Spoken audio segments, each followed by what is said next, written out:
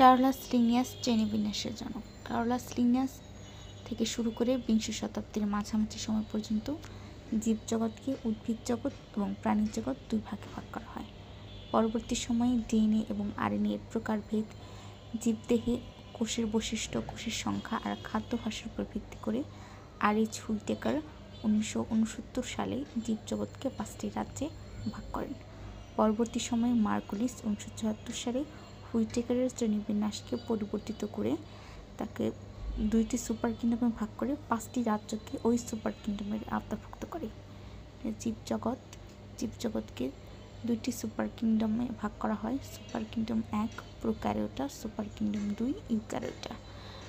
Super kingdom 1 প্রোক্যারিওটার আন্ডারে রয়েছে রাজ্য 1 মনিরা। সুপার কিংডম 2 আন্ডারে রয়েছে রাজ্য 2 প্রোটিস্টা, রাজ্য 3 ফাঞ্জাই, রাজ্য 4 প্ল্যান্টি, রাজ্য 5 অ্যানিমেলিয়া।